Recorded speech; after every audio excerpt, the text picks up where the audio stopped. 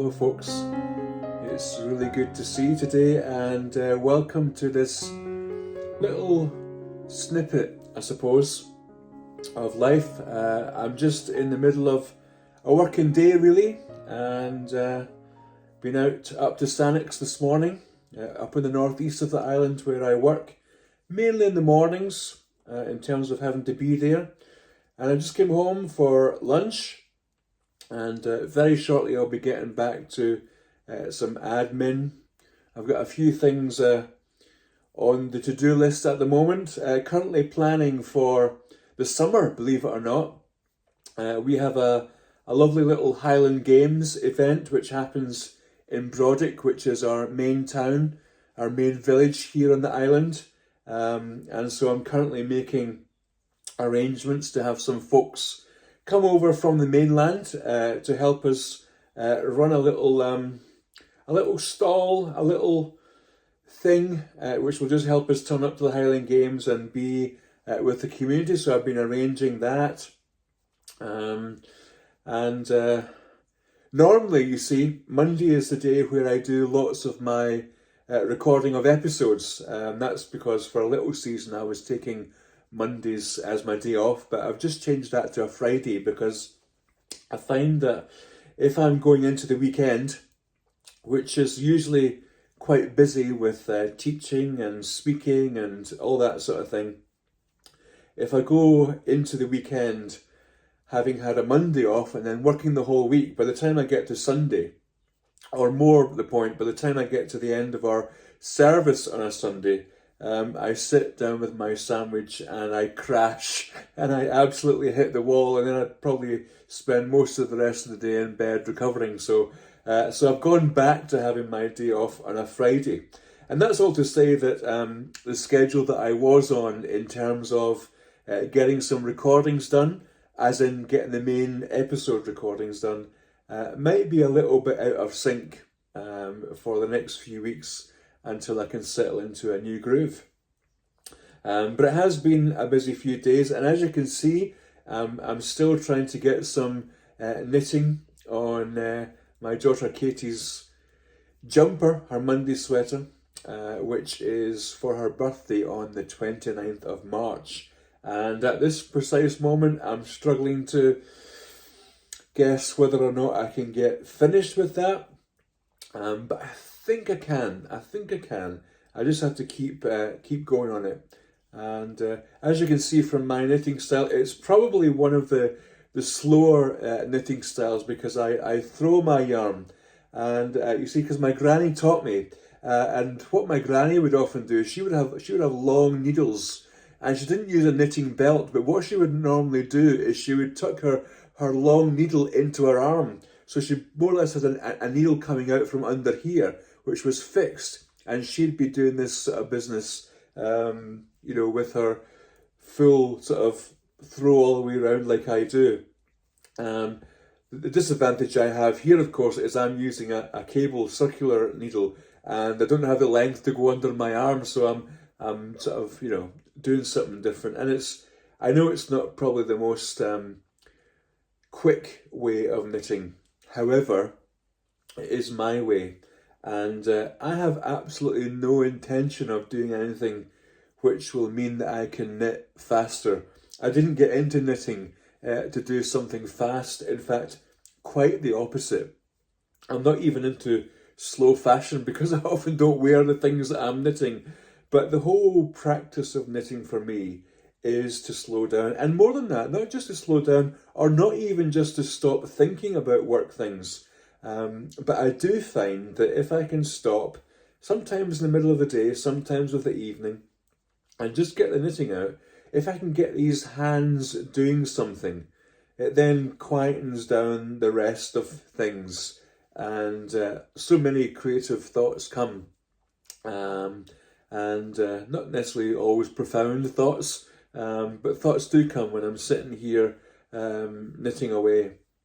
So it's a way to just focus on the issue at hand. Now, having spoken about the needles here, I think I am probably getting to the stage where I am in the market for maybe a nice new set of interchangeable needles. These ones that I'm using are just sort of Knit Pro. I can't exactly remember. I think it's Knit Pro Zing. They're a reasonably basic set. I mean, I think I got them here on Amazon with something like £35–40. Don't know what that is in dollars or any other currency that you might have. So they weren't expensive, and I do have 2 sets of these, and I find them on the whole to be pretty good. But what I'm looking for in particular is some cable circular needle set, interchangeable, that have some smaller needles. So the smallest needle in this particular set, I think, is 3.5 on the Knit Pro interchangeable. I'm potentially looking for something which has 2.5, as small as 2.5 on an interchangeable. I don't even know if that's possible. But I thought to myself, well, I haven't been able to find exactly what I'm looking for, but you guys probably know what is out there.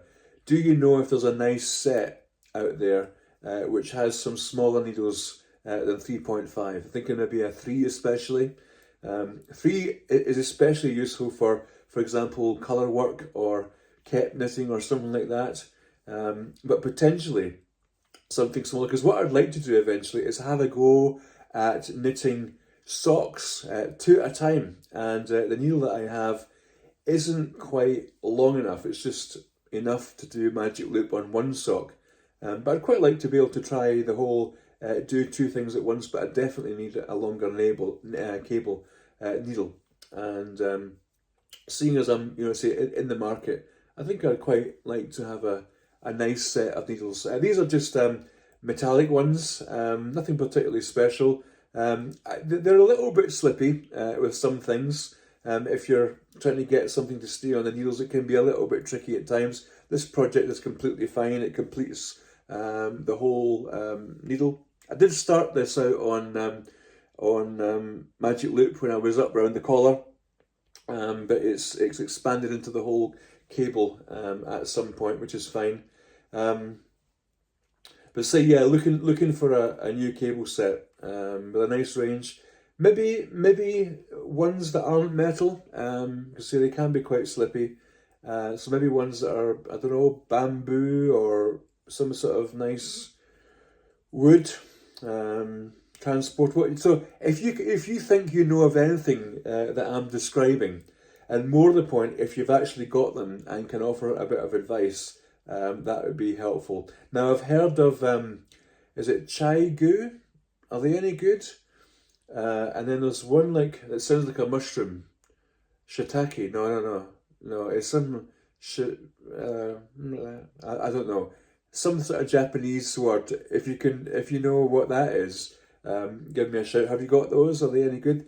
I've seen them somewhere. I just can't remember for the life of me where I've actually seen them in recent times. So yeah, I'm on the search for some needles. So if you've got some advice, that would be fantastic. I'm also in the stages, I say, of planning the next episode.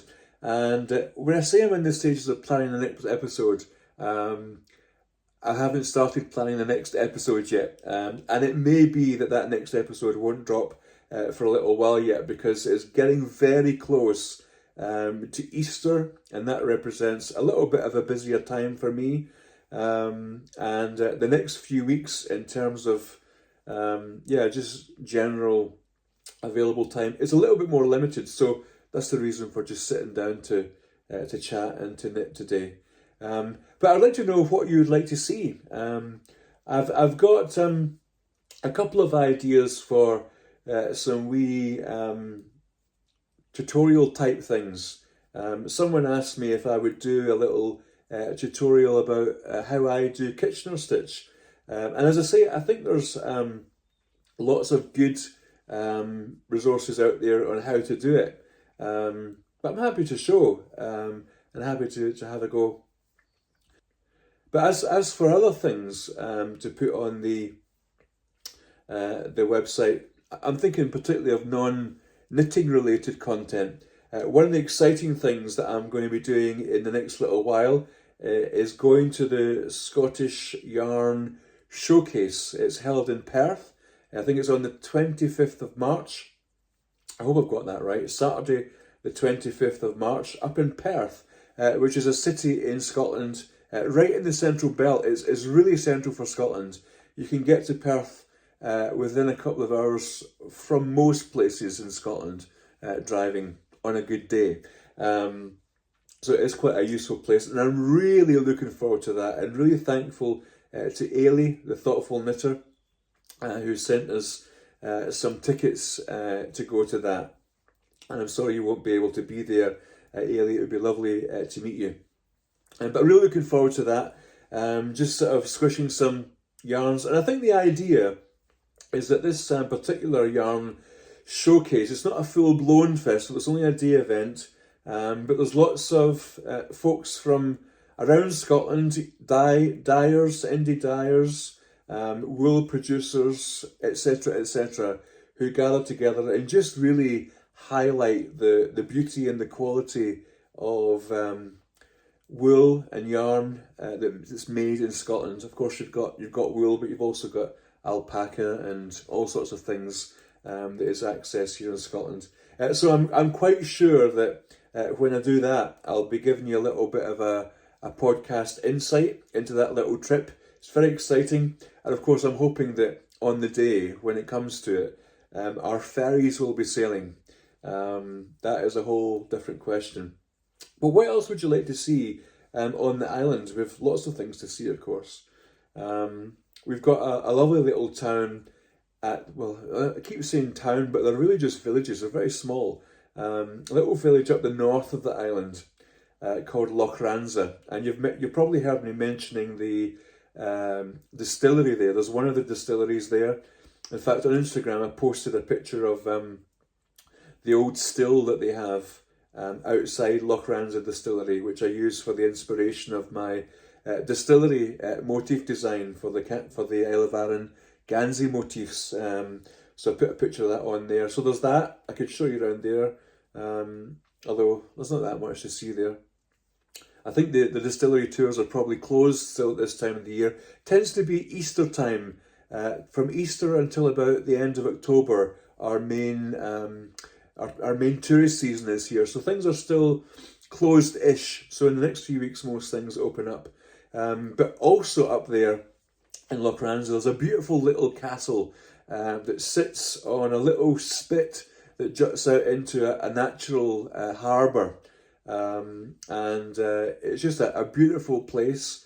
You may also have seen, if you follow me on Instagram, there's a shepherdess up there, a friend of mine by the name of Jess, and she has her farm up there, and she has I think about 30 sheep and maybe a horse or two and a couple of goats and chickens, and she also runs a little printing business just to sort of, most people in the island do one or two jobs, lots of people do various jobs, a bit like myself, I'm half-time pastor, half-time retreat centre leader.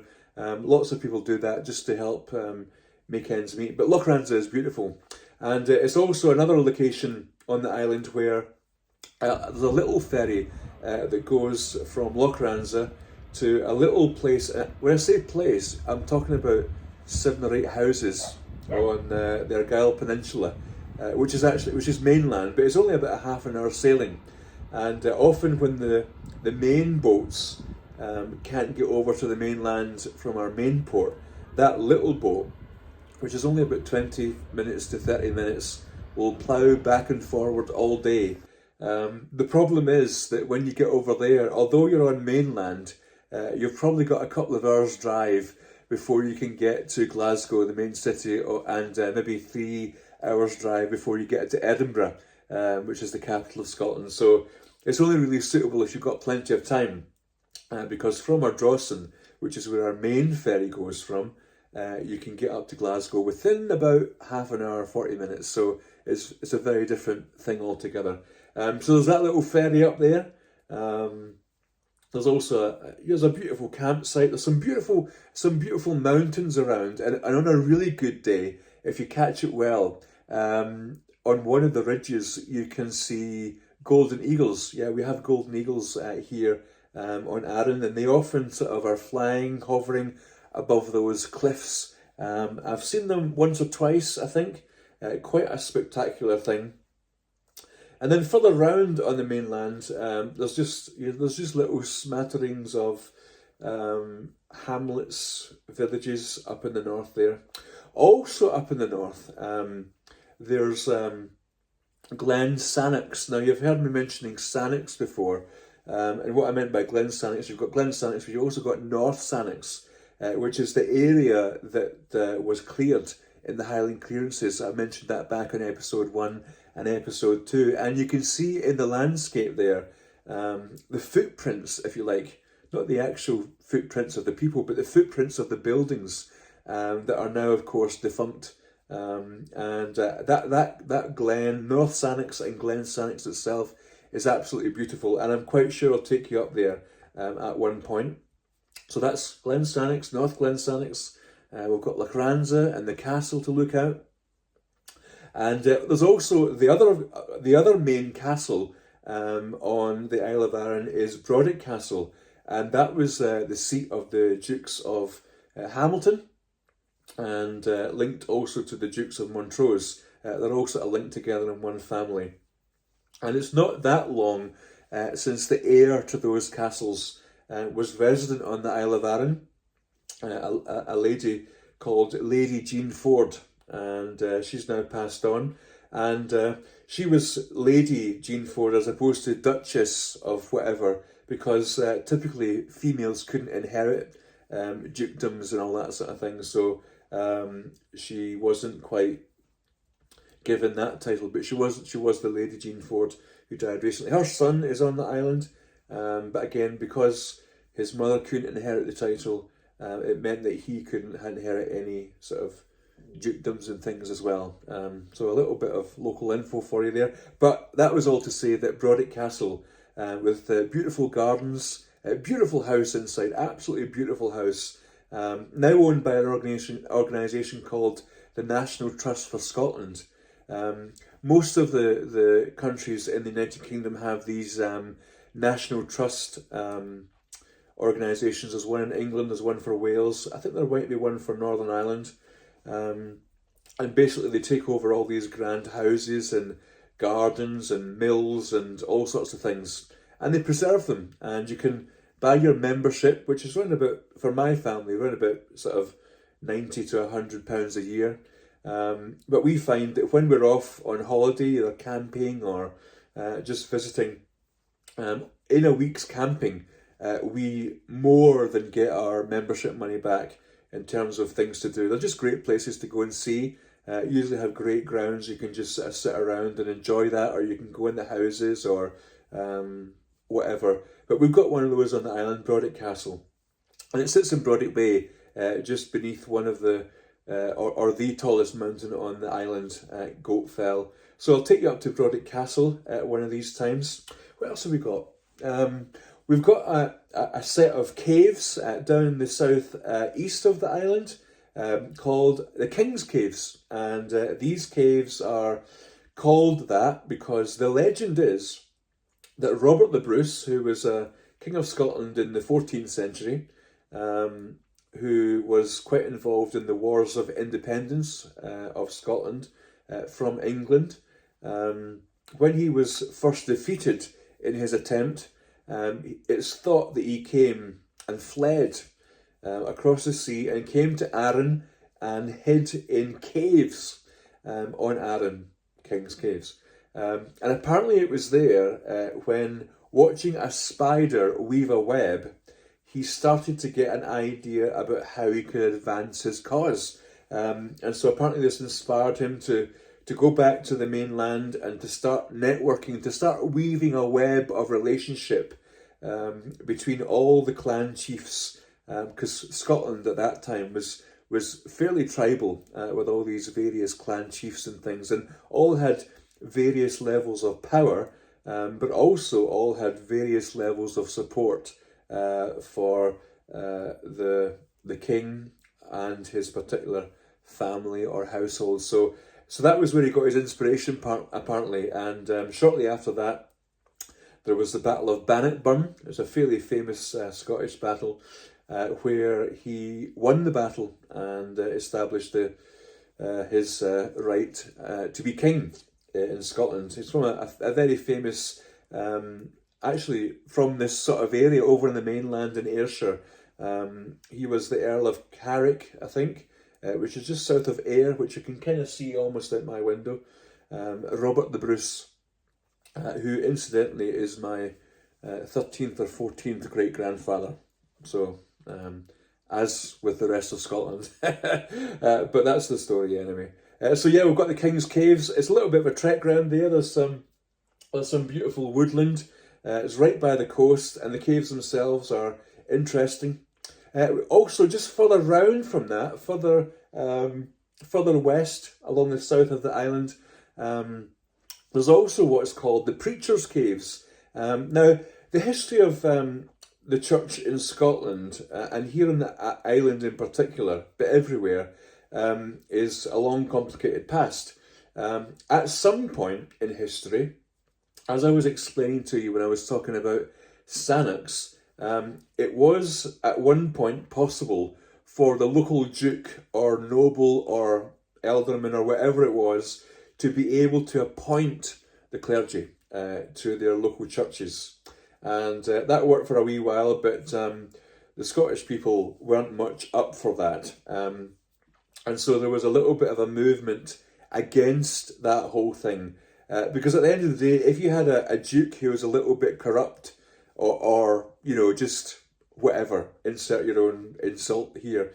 If you had one of those dukes who wasn't much good, you couldn't really be sure of what kind of clergyman he was appointing to your local churches. So the local people here on the island, and indeed elsewhere, were up in arms against that. And there was a bit of a rebellion against it. So often folk would have to leave the established church with the duke's priest in place, and they would go out into barns and fields, and if anyone had a cottage big enough, or in this case, some caves, and they would have their services in there. And there's one of those caves on the south of the island called the Preacher's Caves. And so I'm told that that's an interesting place to go.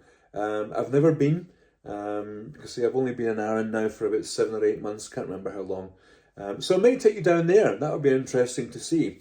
And in fact, if we don't manage to do that in the next little while, there's an event taking place down there around about Pentecost, which is 50 days after Easter.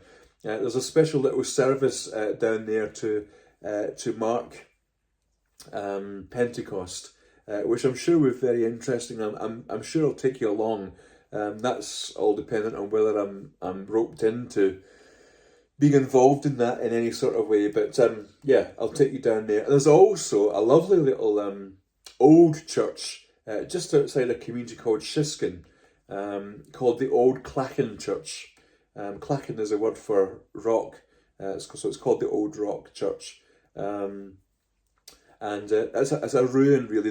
The parish church has now been established elsewhere, but it's a lovely little place, and it has quite a close association with some of the prominent island names. With quite a few prominent island names. It just happens that most of them are members of my family. So there's the Cooks, there is the McDonalds, and there's my McDowells, which is the most immediate family. There's also Hamiltons, and this particular church has strong association with Curry, the Curry family, and in particular Clan Curry. And there's a monument there. I don't quite know the detail of it, but there's a monument there to several folks from Clan Curry. So if your name's Curry, Currie, there's quite a strong affiliation with that name and the island here, as well as the MacDonald family, which is my great-grandmother's maiden name.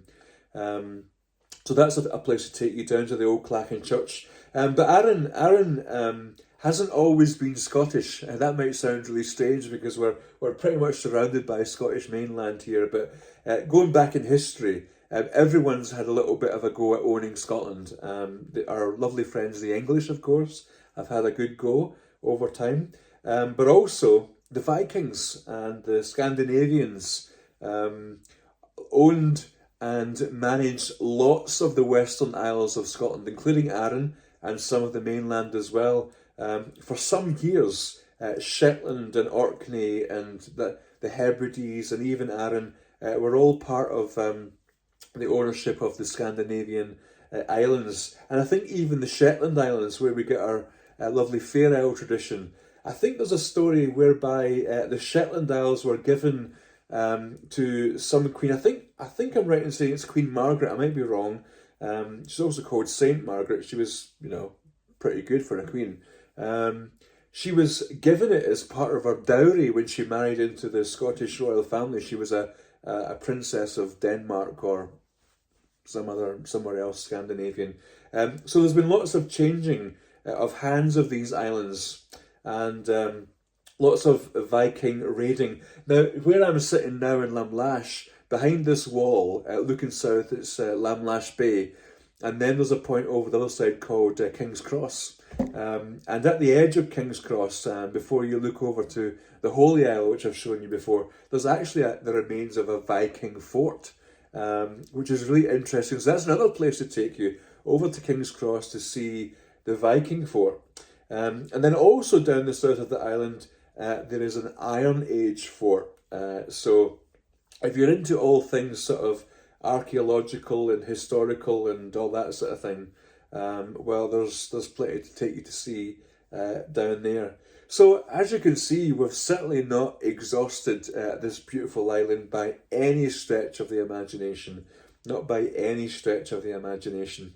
And quite apart from some of these physical places, these permanent places that are just there in the landscape, as I say, we're coming into the tourist season, and Arran has a beautiful array of wonderful events, foodie events, community events, farming events, musical events, festivals, Highland games, you name it, we've got it. And I'm really looking forward to being able to take you along to some of those as well. So that's a little bit of a clue as to what might be coming up in future. But as to what I put in the next episode, it really depends when I record it. Because if I manage to do one before I go off to the yarn showcase I was telling you about, I'll have to think of some interesting things to put in. But it may well be that I'm not able to do a proper length episode until I get some time after the yarn showcase. And what I mean by full length, I don't mean full length because I've noticed that I've been chatting away here for nearly half an hour now. But what I mean is just a full episode with all the different bits in it. This is just a sort of catch up, a little chat, you and me, just as we're sitting here knitting along together. And I hope it's been of interest. I hope I haven't wasted your time.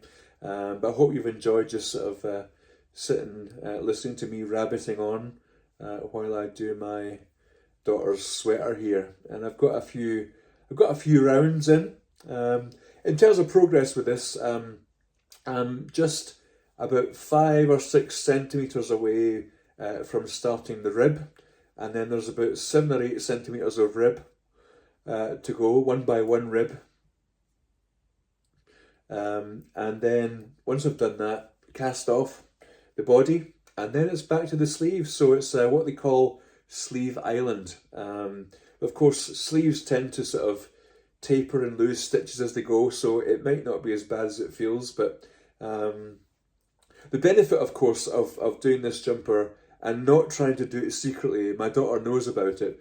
She was involved in picking the pattern and she okayed the wool and various things like that, is that she's willing to try it on as we go. So that's really a good part of the battle. She's a good girl.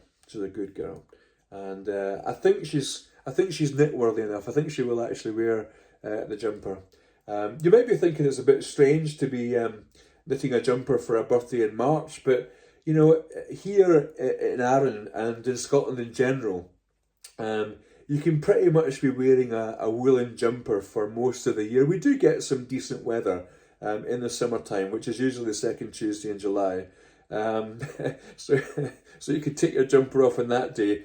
But certainly when it is a little bit milder in the winter, if you're going out in the evening, you'd want something at least around your shoulders, even if it wasn't a jumper. You wouldn't have to be putting a coat on with that if you're wearing a jumper. But if you're out in the evening, it can get quite cool, so you'll want your jumper. And I'm hoping, because it's got some good positive E's in it, I'm hoping it was something that'll last her for a good while. What I don't know about this wool, of course, is whether it'll be doing all that sort of pilling nonsense, but that's not a problem. We'll sort that as it comes.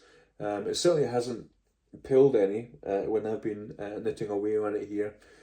So here's hoping.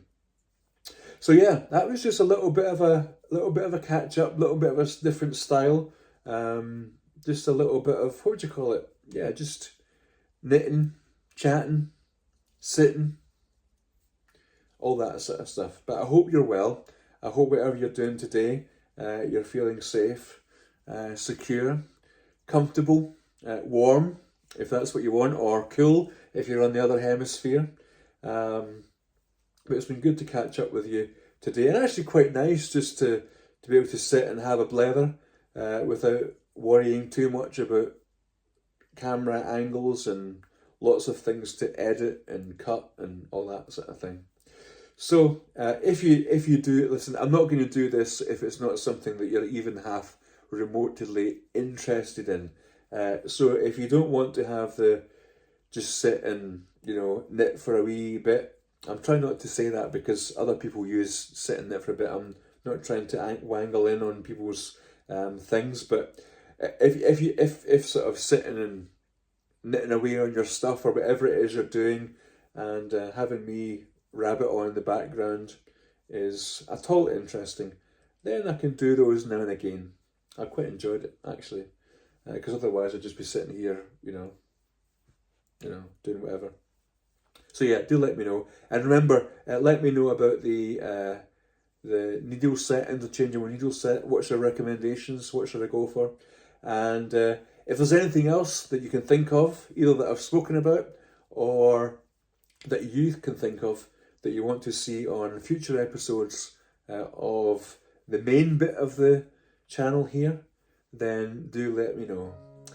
But for now, Martian Leif and Drasta, agus Bianach Diagud. Take care and God bless.